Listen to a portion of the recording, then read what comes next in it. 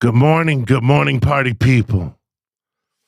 Before we get started on this wonderful podcast, the Wayne Sikk podcast, I do want to stress Wayne Sikk podcast, not the Honeys podcast, not the Wayne Weaver podcast. Yes, my real name is Wayne Weaver, and yes, Wayne Weaver works at Honeys Las Vegas. Wayne Sikk podcast is its own entity, its own brand, its own moving tour circus, big dick, big energy, seahorse in the building. It has nothing to do with Honeys Las Vegas or employment at Honeys. I pay for my studio time here, pussies. I pay for my studio time, party people. I also do this at the podcaster studio, not in Honeys dressing room or in Honeys stage or at Honeys period. Not even in their fucking parking lot. So Wayne Sikk is Wayne Sikk. Wayne Weaver is an employee at Honeys. So it's two different worlds. Please, let's keep it that way. If anyone has any issues or problems with myself or the podcast, meaning Wayne Sikk and the Wayne Sikk podcast, please come after or see Wayne Sikk. Please do not go to my work or come at my employment. Don't come after Wayne Weaver. Come after Wayne Sikk. Simple as that. I ain't hard to find. Look how good I look right now. Some of you pussies are like, what the fuck is he wearing? Shout out to my bartender, Courtney. She's awesome. I wish I had her Instagram. I could look it up. I'll look it up for later. But right now we're taking care of business real quick. So listen, guys. Again, Wayne Sikk is not Wayne Weaver. All right. And Wayne Sikk podcast has nothing to do with Honeys Las Vegas. This is an opinion-based podcast. That being said, if you get butthurt or you feel some type of way, just take a good look in the mirror. My pop said the same shit to me 30-something years ago. It's all right. We all can live, learn, and move on in life. But again, Wayne Sikk is not Wayne Weaver. And Wayne Sikk is not with Honeys Las Vegas. Now let's get on with the show. All right, enough with the I have something else down the road. Believe that. Believe that. But anyways, I got a wonderful, wonderful DJ in the house. A guy that's probably been in it as long as me, if not fucking longer. I don't know. I might be older than him. I don't know. This is you're a couple years older than that. This is a serious dynamic right here because this is two old school DJ motherfuckers still relevant in the game, still relevant in the business, still making money, still, putting girls on stage, rocking houses and selling out shows. You know what I mean? I got 5 nights a week. Amen. I got Todd, DJ Todd. Do you have a DJ name or? I've got a few. My very first one was No Top DJ. No Top. All right. Yeah. What's with that? Well, instead of having DJ blah blah blah whatever, I put the DJ at the end. So No Top DJ. And then at the time I had this shitty ass T-topped Camaro. So people would be like, "Was it for the Camaro? Or is it because you're?" I was like, "It's because I'm a No Top DJ." Yeah. Got the top down. Titty Bar DJ was already taken, so I had to come up with something slightly original. But yeah, No Top DJ, but it's not like it's super like easy to remember or whatever. It's always just original. DJ Toddles, DJ Todd, whatever. Toddles, I like that too. Yeah, shit. Toddles been around for quite a while. That was back in the Jaguar days in 2002, 2003. My managers were like, "Yeah, call it Toddles if we need something. Call it Toddles." So, shit. So that being said, real quick, bro. One, where are you from? Have you always lived in Vegas? Are you from Vegas? And then two, how'd you get in the game? You know what I mean? What brought you into this industry? And did you always just DJ, or were you door guy, floor guy, doing all the other shit like I did? Or what's up? I'm originally from Missouri. I didn't get into the game until I got out here. I was originally just doing all kinds of just random shit. Literally working at Walmart at 2 points in my life. At one point there at the mid 90s, I started working for a started working for a this company. I can't remember what the hell it was, or it's this we build all these big ass machines. So I was working in this machine shop basically, and we would get our paychecks on Thursday night at 10 o'clock and go down to this bar, and they would cash our checks. So we would sit there and just get fucked up. Sick. And they would have karaoke and just basic ass like Midwestern bullshit. So this guy comes in out of nowhere and he starts working and he's playing different music than these other guys. And we all get to know, it's super small town. So we all get to know each other and everything. And then one day he plays like some Godsmack or something and goes, yeah. This song reminds me of the time that I was DJing out in Arizona at the strip clubs. And I like instantly, like, I remember being like, well, what the fuck? And I went and started talking to him about it. And about that time I had lost that job. And so I just kind of started hanging out with him and started, we were doing like just some basic ass gigs around town, just some basic bar stuff. And then he took off and came out to Arizona and here, and then paged me on my pager at the time in 99. Communication back in the days. Yeah, back in the day, the pager. And he's like, and I called him back and I was like, and he's like, man, if you want to try to do this, you need to be out here to do it. You can't just, I'll be out there in, like a minute or whatever. You need to be out here to do this stuff. So I packed up my shit, $400, 3 bags of clothes and 4 cases of CDs. Remember carrying around CDs? Oh, what a pain in the ass that was, huh? So 4 cases of CDs. And like I said, I winging a prayer came out, and where I had to look it up. I think it's called the El Diablo, where Seamless was. Remember where Seamless was? Yeah. It was a totally different building in 2000 up to like 2004 or 5 or whatever it was. When they knocked it down and made it what the building is now. It was originally called Divas. And that was my original starting point, was right there. He was working there, this guy that got me out here, and he got me into Divas, and that's basically where it all started. I was there for like a month, and things didn't work out, and I ended up over at Sam's for a good year and a half, which really got me like my main start. So you had already been there before, prior to your nowadays days. Certainly, yeah. It was basically kind of like I said. I basically started as Divas, but I was only there for like a month and a half. Yeah. And they just didn't. I wasn't working out or whatever. So Sam's welcomed me in, and the night guy that was there within like a month, he got some. This is when the computers were all just starting. So he had gotten a computer job with Diamond Cabaret in like Arizona or something. And they have like a big. At the time they had, I don't know, I haven't done any research on those guys in a while, but at the time they had a bunch of different clubs all over the place, and he was putting their computer stuff in. So he leaves. Day guy goes to the nights. I go to the days. I get a bunch of day shifts. That guy gets a gig over at the Rhino. And so now I'm the night guy in like 4 months. I was like, all right, let's fucking do this. Fuck yeah. All right. Let's fucking do this. So I've been off and on for 25 years now. Like I said, when I came out here in 2000, literally my 25 years was February 7th.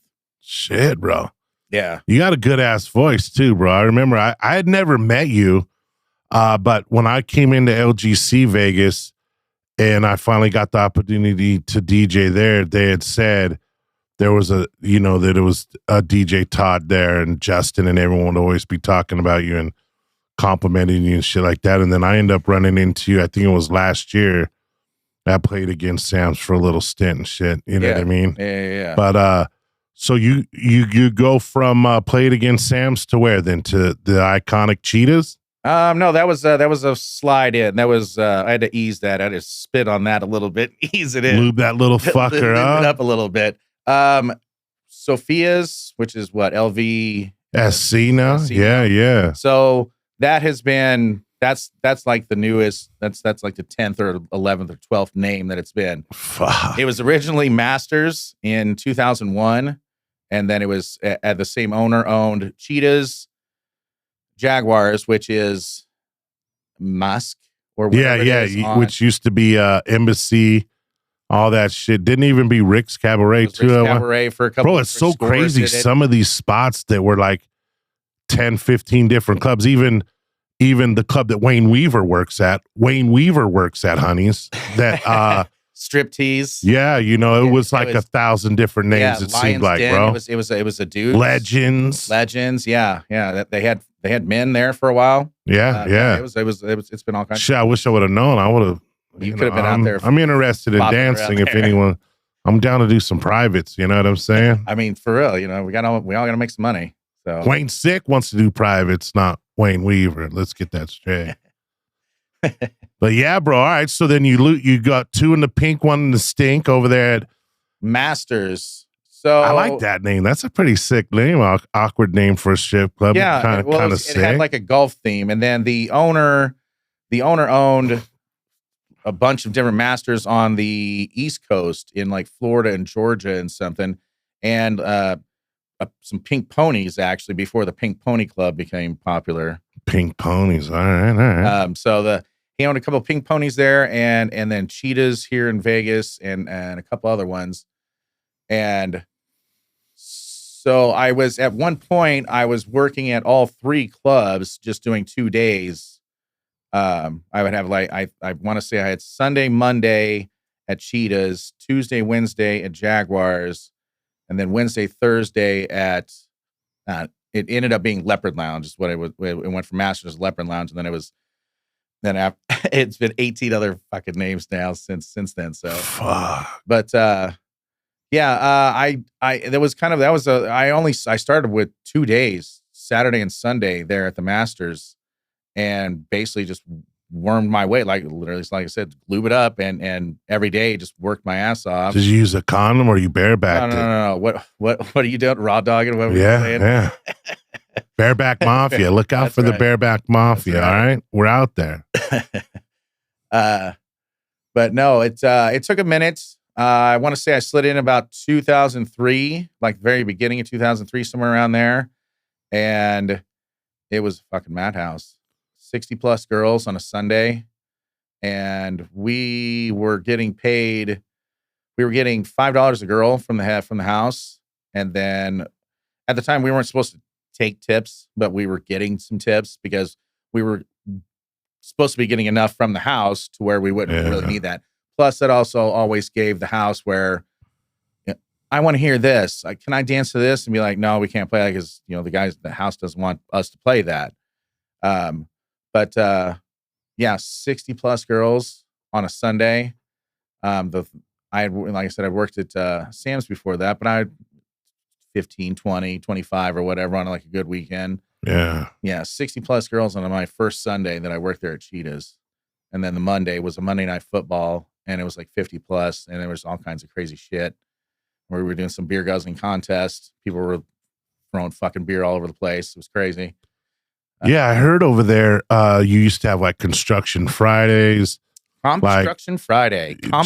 Construction Friday. Yeah. The comp radio, right? Comp radio would come in and just bring like little, like either some dumb prize, a bunch of like dumb prizes, but then they would have like, sometimes they would give tickets away, like Tool and shit. I mean, like some actual like good tickets and stuff. I love Tool. Yeah, I just, good, just rock station, rock stuff going on there. But free pizza and wings, can't beat that, and tits and ass. Yeah, bro, and a lot of people might not know, or a lot of viewers out there, or the new viewers, they actually were you there at the time when they filmed that movie Showgirls? That was before my time. With the little chick from Saved by the Bell, huh? No, yeah, that was before my time. I was still in Missouri, not even thinking about. I was thinking about the strip clubs, but I was thinking about the strip clubs in Kansas City because that's where we would go to. And that's how are the clubs out there? I only been before 2000. I only went to like a couple different ones. I was thinking about this the past couple days too. The very first strip club I went to was Bazooka Showgirls in Kansas City on Main Street. And at the time, it was just this little. It was kind of like our old school Main Street. It was just there were little shops and just a little bunch little shit here, and then there's this nude club right here. We went in there. The very first time we went in there would have been my 18th birthday. I remember because I was the last one to turn 18. we go in and there's just, it was like I said, I think it was like a Sunday because there was only like 5 or 6 girls, but it was, we're 18 fucking years old. We walk in and there's just vagina on the stage and beautiful, couple more beautiful women walking around. Are like, holy crap. Right. I remember the DJ being not too like overbearing or whatever, but by like within like an hour or so, having us saying the dumb shit that he was saying. And I've been kind of doing that, but not, I try not to get anybody like involved. I just want to just get through the fucking shifts or whatever. But and be semi entertaining while I'm trying to do it. But this guy literally had us, he would say, what was his line was, these girls look great on stage. What else are they going to look better at in the VIP? And everybody who was in the fucking club, we're all within an hour, we're all in the VIP. Nice. Screaming that shit. So, and then I did actually get to like randomly tell that guy, be like, hey man, I stole a bunch of your shit basically when I first moved out here. And I would say a bunch of his shit. And I have kind of a lot of his aura that he had there to be on a Sunday afternoon with like 4 or 5 girls and, you know, having 20 fucking people going in the VIP. Yeah. That's good shit right there, bro. That's good shit. So I kind of took that from that guy there and brought it with me as, you know, as part of this whole fucking gig, this whole 25 year. Yeah. Cause I have obviously, I finally ended up hearing you. I played against Sam. Sound awesome. Sound wonderful. Love your style, bro. And then on top of that, you do the crowd interaction, or you're good with the girls. You know what I mean? So a lot of guys, they either don't want to talk, they just want to play or be in the zone or in the vibe, or they just don't want to, you know what I mean? They just want to maybe focus on stage. And, yeah, a lot of guys just don't promo. Yeah. And then because like, you know, Nick. Yeah. Little DJ Nicky. Yeah. Nick. Shout out to Nick. Yeah. What did I call that little pussy? Fuck. Something. Posty Cuervo, because he's a little Mexican cat and loves Post Malone and shit. So I would fuck with him and call him Posty Cuervo. He loves that stuff. Posty, what's poppin', little homie? Fucking Posty. He doesn't talk enough. He doesn't promo. I keep telling him, man, sell, and then sell some more. Yeah. Whatever it is. The dances, the drinks, the bottles, whatever, sell it. Sell.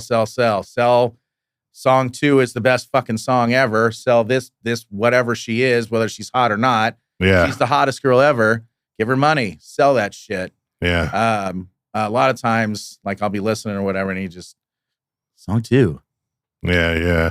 I know a lot of cats like that too. That's why I always try to stress when I'm talking about Wayne Weaver, when he DJs, you know what I mean? He fucking, you know, he makes sure that he's getting everybody involved, you know what I mean? And it's like, bro, that's how everybody can make money and everyone can have fun. That's why I try to tell these chicks, that's what I was trying to get at. Or what Wayne Weaver tries to get at. Wayne Weaver could easily just throw you up on stage and be like, here's Tamika. Yeah. And then not say even a second song, or I could do like Posty Cuervo, second song. And then when she comes down, I could be like, thanks, Tamika. Yeah. How boring and fucked up is that? You know what I mean? And then not even ever mention VIP rooms, not even mention buying a bottle, or not even mention getting some drinks, lining up some shots, popping some bottles. You know what I mean? Like something. Anything to just interact. You know what I mean? That's why I love that guy, Wayne Weaver's style. It's fucking phenomenal. You know what I mean? Oh, you are fucking really good. You're really good. Wayne Weaver, Wayne Weaver. Appreciate that, DJ. Brother. Thank you. Yeah, no. We're all playing characters. Doesn't matter where you fucking work at, ever. Yeah. We're all playing characters. Yeah. So, bro, sometimes I feel like I'm like it. Well, Wayne Weaver's in his own little show. You know what I mean? Like where I'm, because I'm on the podium up there and fucking like at my spot where I'm able to just see the whole floor. So I'm like, that's where we should be. I'm feeling like a fucking above. so that we can see all that shit. I'm feeling like a fucking conductor, bro. You know what I mean? Like, totally are. And then I could see some guys over here, you know, they might be from Australia, so I'll hype up Australia and stuff. You know what I mean? Oh yeah. Throw them a kangaroo fucking bone, whatever the fuck. You know what I mean? But I just feel like I'm able to just like read the room and point and choose. And you know what? Google some shit sometimes. I had just when you said that, I thought of something. I just had like maybe 6 months, a year ago or so, some guys from England, and they had me play. They tossed me some money and was like, "Hey, can you play this? Whatever the fuck it was," and it was some drinking soccer song, whatever. Played it. They're fucking loud as fuck singing along to it. And then, I mean, I already kind of knew about Robbie Williams anyway, so I popped in some Robbie Williams and played that right away. And like I heard one of the guys go, "Oh shit, it's Robbie. It's Robbie." You know, you got some of that shit you don't know. Google it. Google that shit, man. Google that shit and look up some like English pop fucking shit. You got these guys that they were obviously from wanting like some goons, some soccer goons or some shit. Yeah. Type that shit in. Exactly. Find some music that's gonna like kind of comp them up and at least get 2 more drinks out of them. Bro, I always go that extra mile. I'll jump on my spot. There'll be like some Indian dudes in. I'll engage and give them a little bit of some fun. You know what I mean? Of course. Different. I just go off of, I got big. We got Big Joe over there at the door. They'll call out, who's coming in, and where they're from, and give me an idea. Like, all right, so there's a bunch of New York people in here right now. Let's pop it off with some New York shit or whatever. You know what I mean? Or if I'm hearing a bunch of LA stuff, my dynamic's different at Honey's because I'm able to kind of be able to play whatever I want to play. I know over at your spot as of right now, they're kind of a little bit stricter on the format, so to speak. You know what I mean? I got to do with what I'm dealt with. Like there's a big giant box of music, and then I got like this little small box to what's your thoughts on that? Like if you were a strip club owner, would you put your DJ in a little box, or would you say, "Make me money, motherfucker"? I've thought about this over the years too, because I mean, I've done both. I've done more killing of the room than I have like pumping shit up. I've done that, of course. There's always been the really good times, but there's been more like I know what I'm supposed to be playing or I should be playing right now, but a manager or somebody above me is like, do this. And I go, all right, cool. And that's not necessarily at Sam's. That happened a lot. No, yeah. At Cheetahs. Like at Cheetahs was... They would do that, huh? Oh, really? Yeah. I got cornered one time. Because I was playing some fucking R. Kelly. And my manager, the on-shift manager, fucking cornered me in the booth and was like, "What is this fucking bullshit? You're fucking playing... or play this fucking shit again or you're out of here." And fucking stormed out. I was like, all right. Guess I'm not playing this shit anymore. Yeah, dude. I don't believe me. When I went from Fantasy Castle, Signal Hill, prior to that, I was always pretty much able to kind of play wherever I wanted. But then when I got into the corporate world of Spearmint Rhino out there in Cali, it was, "Wayne, you can't play this. Wayne, you can't play that. Wayne, you can't say this. You can't say that." Don't they have? Does the Rhino have like their own computer setup and their own like music? So, bro, at that time, they had their house computer, and then you had to just play whatever was put in by the head DJ at that place. Yeah. Then he had to get that shit approved. Yeah, and then they let you be able to, when it started doing the computer shit, they let you do the bring in your own hard drive or some shit. Right. But you still had to kind of follow their little top 40 or their little bullshit fucking. Yeah, and then there's times that this still happens that we playing a song and I've been playing it for months, years, and then, "Hey, this fucking song sucks." They all suck. They all kind of suck, a little bit. So that's usually the cue of don't play this song anymore. But it's been fine for for years now or whatever, a good amount of time. Or this is like the number 1 song or the number 2 or number 3 song on what is this fucking shit?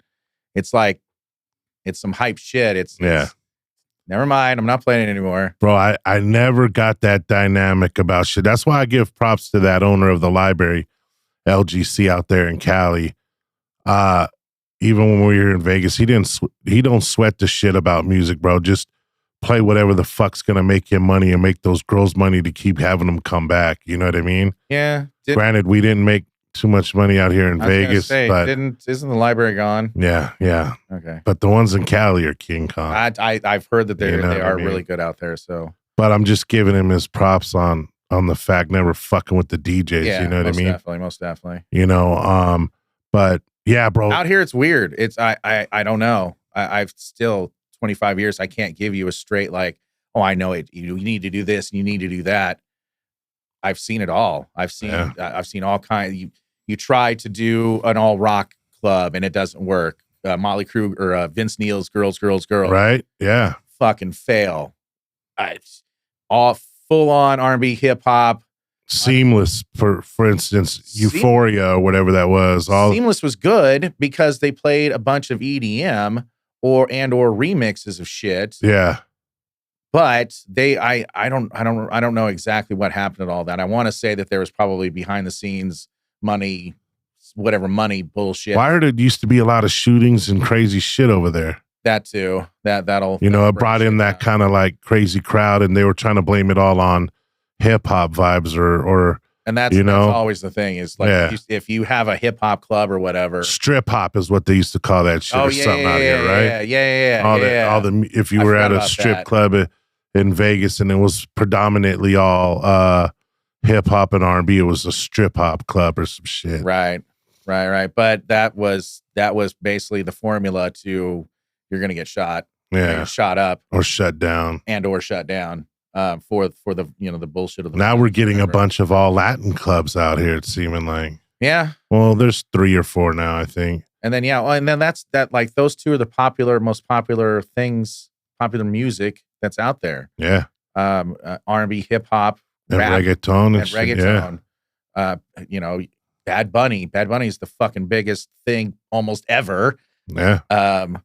And then you have all the R&B hip hop people, but like when people come up and they're like, "Hey, can you play this?" and I'm like, "No," and they're like, "But," I'm like, "Look, the people that sign my checks tell me what to play, and they have like I did the box, this little small box of fucking shit that I can play. This is why I'm playing Return of the Mac from fucking 96 or 92 or whatever. Yeah. So I got to do what I can do, and they're like, "Oh, sorry, okay, I get it." Well, that's the dynamic. Let's get the people involved on this with you and your spot you're at currently now. Played against Sam's. It's a gaming bar per se, and now I want to say, to me, it's a gaming bar, but it's more of a gaming bar than it is a strip club in my eyes. Only because as DJs, you're not allowed to really. They want you to, but in reality, they really don't want you to rock that spot, because if you really did, that spot is so epic with gaming, bro. Where else can you go in Vegas basically and play Keno or poker or whatever, and you got a fucking some tits and ass on you and some probably great price drinks? You know what I mean? Bro, there should be a line, not at that fucking 305 food truck or whatever that is, 303. There should be a line getting in there. And bro, that spot, it's got a good size. It's a good size club in there where and it doesn't take too much to fill it up. And I know, bro, like it's weird and I love that owner. That guy was cool as fuck, bro. Yeah, awesome. Cool. Yeah, Bob. Probably one of the best owners I've ever met. What I just always wondered is like, fuck, bro. I know they're killing it there gaming, or should be, you know what I mean? Realistically. Yeah, or at least doing it very, very well. Yeah. What I never understood is like, fuck, bro. Imagine. I always was thinking that place remodeled the fuck up. You got gaming and even that extracurricular of even hotter chicks. Because that place now is kind of like you got the retirement dancers and new dancers, and then kind of like a mixture of whatever dancers. That's what I mean. It's a crazy dynamic there, but that could be ultimately an epic spot if he went like the extra mile on shit. But I also get it. Don't fix everything broken, it keeps flowing. It keeps that old school Vegas vibe. So I get both sides. Yeah, but I'm definitely. like, fuck, bro. The hunger in me and the hunger in me in this industry. I'm like, no, I know. Fuck, bro. I would fucking. I'm pop getting that old. I would really like off. to make a shit ton of money. Yeah, that would be awesome, bro. I mean, I've made some definitely good money over the years. Yeah, but like I was watching actually your first podcast, and your line was, I'm a nighttime weekend DJ, and I should be making 15 to 2,000, and I'm making about 13 to 15 less than what it is. Yeah. And I was like, I totally fucking feel that. But that's kind of been the way this whole business has been. It's been so up and down.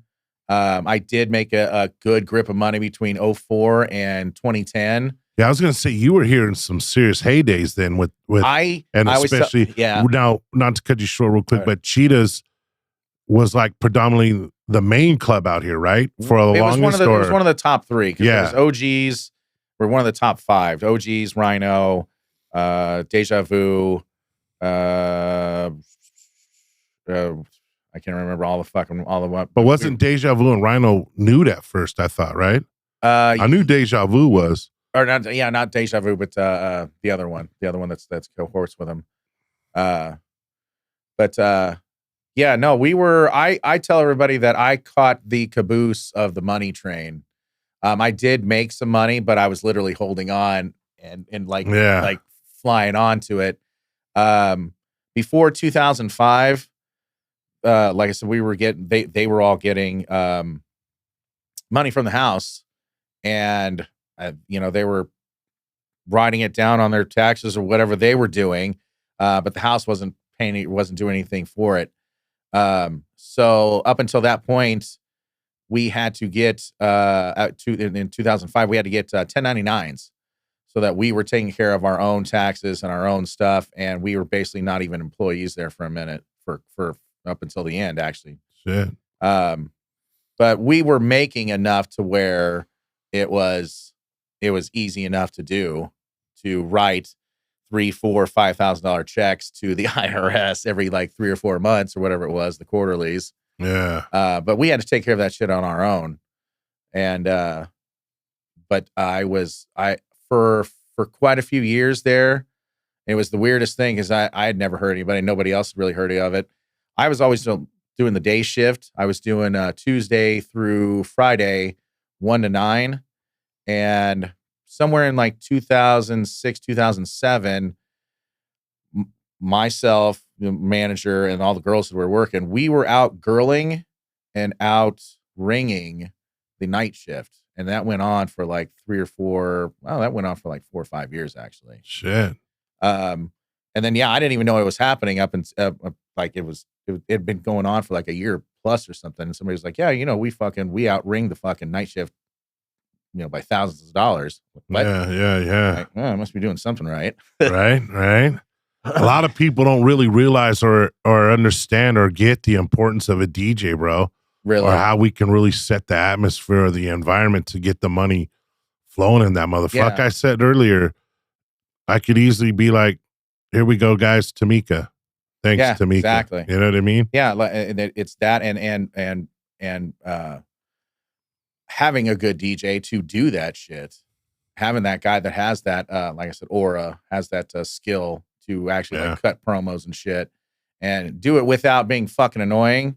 Because I've been around, there's a lot of, I haven't been a Hustler in a minute, but the last few times that I was at Hustler, they talk way too fucking much.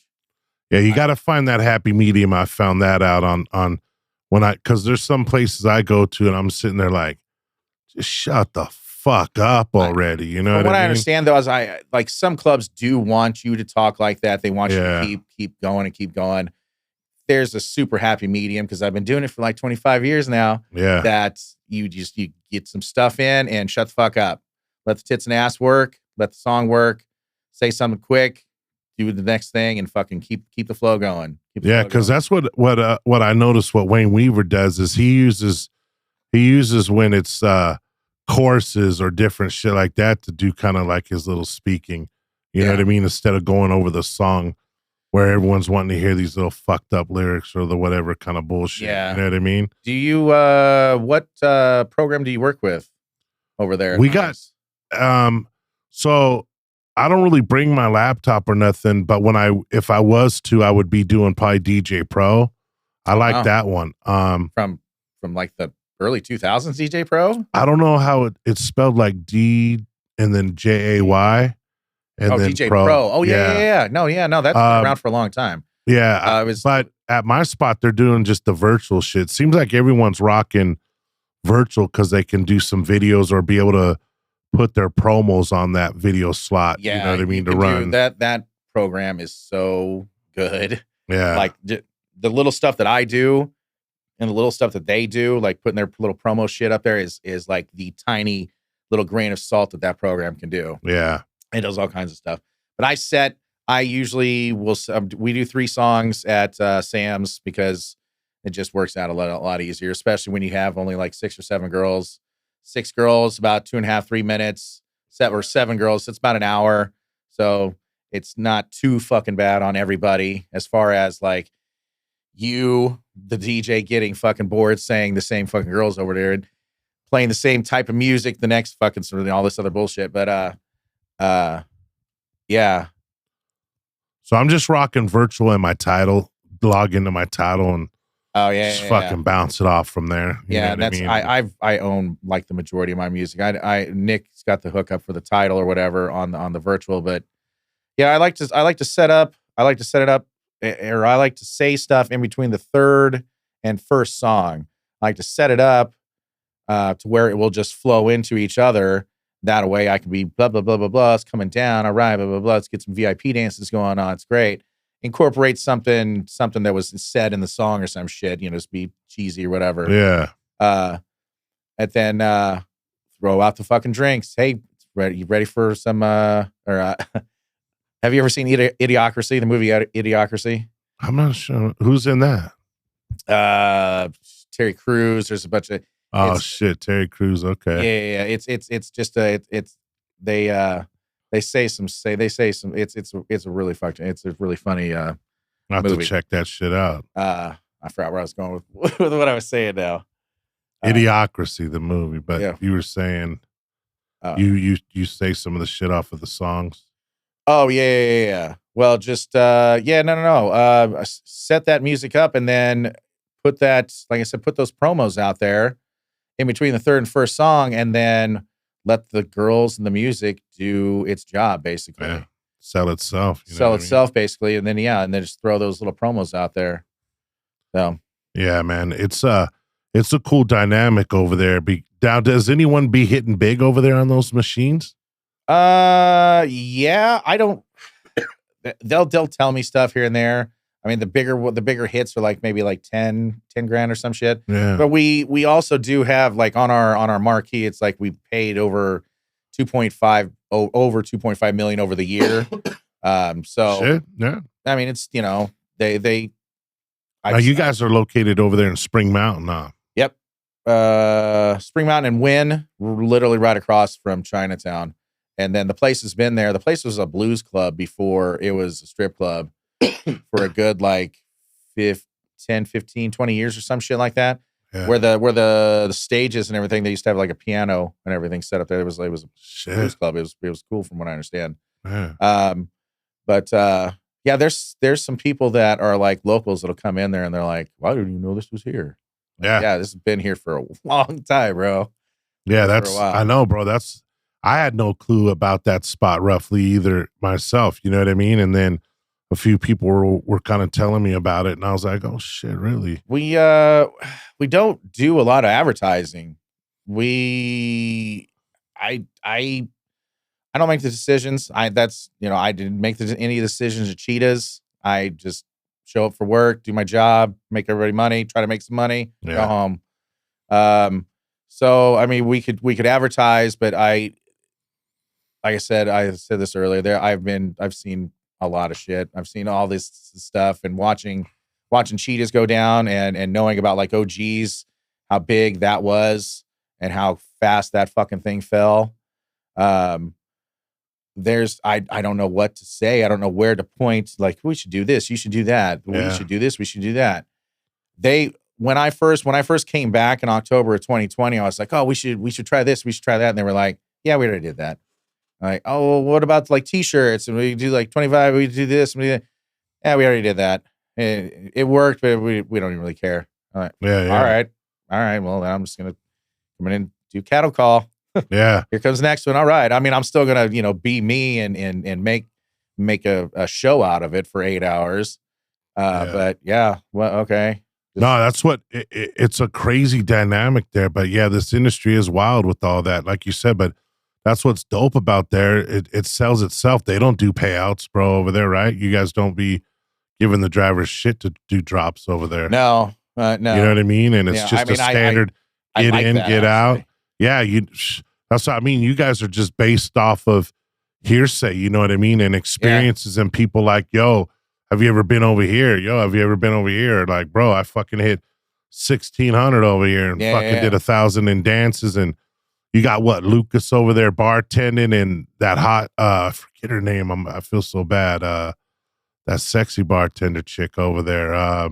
There's a couple of them. Yeah. There's a go. The bar staff was super dope. I love Ethan, bro. Of course. Ethan's epic, bro. You know what I mean? I got to get him on here, bro. Did you work with him at the library right there at the very end? No, I guess I came in kind of in 2020, December 2020, I think it was, or he wasn't even there, I don't think. Yeah, so I came in after the fact of a lot of that kind of posse being in there. Right. But yeah, bro, Ethan cool as fuck. I'd love to get him. He'd be good on here. Oh yeah, definitely. Yeah, and then yeah, and then I've got some other people that would be good for this. That'd be awesome. Hell yeah, bro. Get you more content and just more people that. I need to get some bartenders and waitresses, bro. You know what I mean? Yeah. So, geez, man, I would think about that shit too.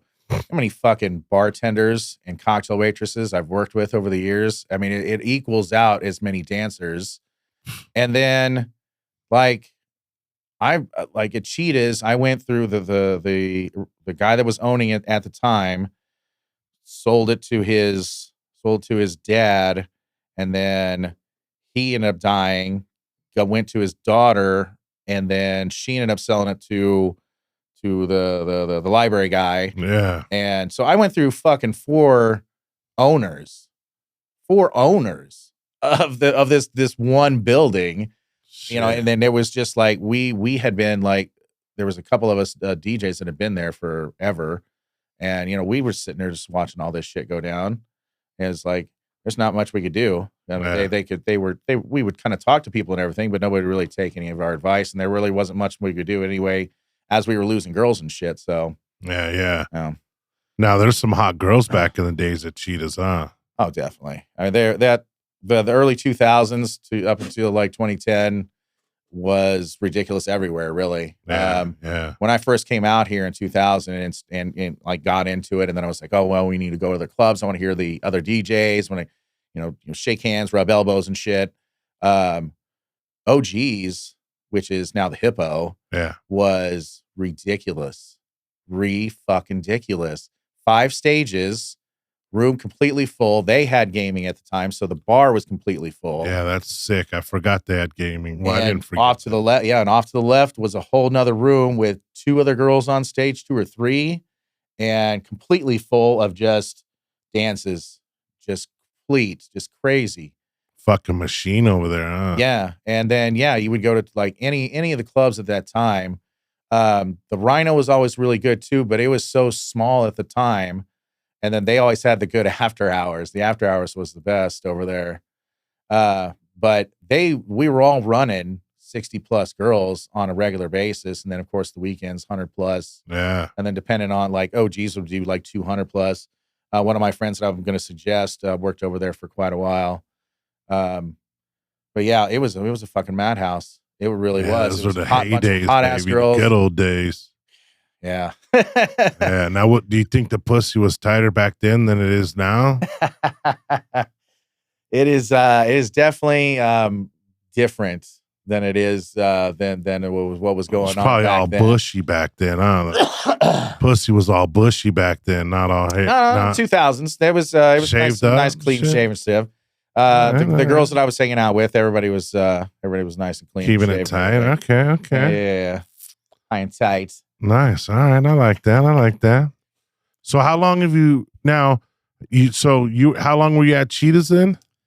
So from about 2003 till the end, 2019. Shit. Okay. Damn. So yeah, that's a solid ass run, bro. Yeah. And that's as I was there, I was watched because a bunch of other shit happened. Sapphires opened up, and just all kinds of other dumb shit. And I would watch other guys come in and try to be cool and try to do this, try to do that, and then end up getting themselves fired and this and that. And somewhere in like 03, 04 or whatever, I was like, I remember being in the booth and being like, this kid, I could do this, basically until I die. I'm not my mindset has been, I'm not fucking digging a ditch today. I told some strippers to fucking get on stage and told everybody to drink subliminally. I made them drink, have a good time. But I was like, this is a fucking career. I could really do this, and 60, 65 if I really wanted to, or further, as long as the voice keeps up and the body keeps up, keep on doing this. But, so a lot of times I just sat there and shut the fuck up and show up for work. Make sure that you're selling and everybody else sees that shit. I would have people come in or like cocktail waitresses, bartenders and stuff, and just be like, I'm so happy you're here. You just, you bring a different atmosphere and all this other stuff. So I just always known I was doing some shit right. But I would, like I said, I would see other people coming in or being around the business or being around like the club scene or whatever, and just not having it or not even, or you either got it really or you don't, or I mean, you can only fake the funk so much. They'll in fake this it game, for a while, and then they just end up getting fired. Over some stupid shit. Or you fuck yourself, or you get called. They call your bluff on some shit, and it is what it is. Yep. Cats like us doing this longevity, bro. Like you said, we doing something right then, right? Yeah, man, for real. Fuck, bro. Yeah. I appreciate you coming on the show, brother. I appreciate you having this me. Is sick. I've never done anything like this. Yeah, that's what I mean. I've been getting some people that come on here, bro. They're like, oh, I don't know. I don't know if I'd, what to say, or I don't know what, da da da da da da. And I'm like, bro, we're just gonna shoot the shit amongst men and give our opinions. You know what I mean, on the industry itself, so to speak, bro. You know what I mean? Yeah. Like I said, man, I'm trying to build this industry and build a camaraderie and try to get this back to where everyone's killing it and making the good ass money and everyone's doing the right things, and maybe bring back some of the OGs in the game and get this going in the right direction. But then you got weird scenarios that's going on that want to seem to cock block that vision, or they want to, they don't want to see the industry involved. They want to just stay stuck in its ways because they're stuck in their ways. You know what I mean? And it's just sad to see, brother. You know what I mean? I was watching that your first podcast, and I think it was for 4 months ago. I don't know how much longer it was before that. But the guy that you were with was like, there's like 26 clubs out here right now. Yeah. That would be the number one thing to fucking do, is to get it down to like 5 or 10 clubs. That would help everybody make money, narrowing it down to that. But everybody's I got money and I got balls, so I'm going out to Vegas. I'm going to be a strip club. And it's like that. Like I've been saying, most of these guys lose. Yeah, like I've been saying lately, it's like what everyone used to say. If you owned a clothing line, it was like a rich man's hobby or some shit. Where now it's like a rich man's hobby to own a strip club or some shit. You know what I mean? Yeah. And it's been going on for quite a while, because like there's so many clubs that are like, any of them, they're just renamed. Like I said, Sophia's or whatever it is, LVSC or whatever the fuck. Yeah. That's like the 10th or 12th name for real since 2001. So, I mean, you can make it work. You need girls. You need hot girls. You need cheaper drinks than everybody else.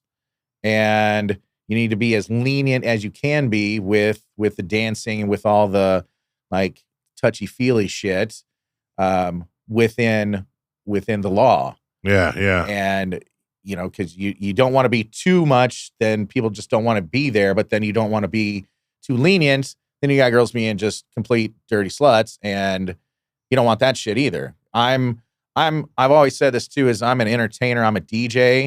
I'm not a pimp. I don't want to be a pimp. Yeah. I like being a DJ at a strip club. I like running a show. I like running a strip club titty show or whatever. Yeah. I'm definitely not into that shit. I want to put it on a really good show. Yeah, exactly. And that's what you do, bro, for sure. That's awesome, man. Yeah. And I mean, you never got into wanting to be in the management or going anything other than being a DJ? Yes and no. I know managers make a lot more than we do. I almost made it out to Texas there for a second, right before COVID in January of 2000. I actually had a job at Rick's Cabaret. Oh shit! With this guy, through this guy Dylan, he hooked me up. Or I started with this bouncer that I'd worked with. He was out there, and he was like, "Here, get a hold of this Dylan guy." And then we started talking. He's like, "Oh yeah," and we ended up knowing some people through here.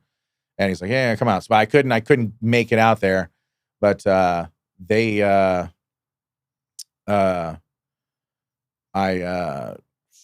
shit, I've lost my train of thought there. Where were you about getting into management? Yeah.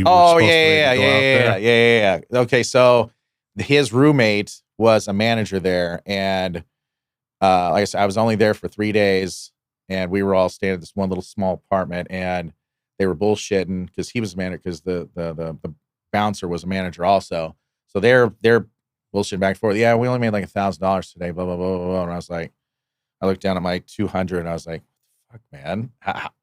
It wasn't that busy. How did you guys, and there was like several managers on that shift. We all only made like $1,000. And I was like, how the fuck did you guys make that? Yeah.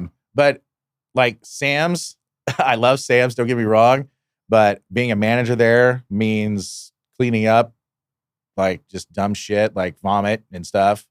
And I don't do that shit anymore. Yeah. So I'm just happy and content with definitely just doing my job that I'm very good at doing anyway, just being a good DJ.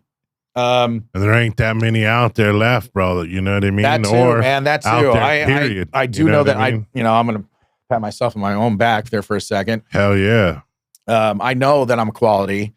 I know that I'm good. A big portion of this, anybody that wants to get into the strip club industry or whatever, the big portion of being a strip club DJ is fucking showing up, and showing up sober, I should say. Yeah, right. So many guys that I've went through over the years, just showing up drunk and or otherwise, usually drunk, or getting drunk through the shift.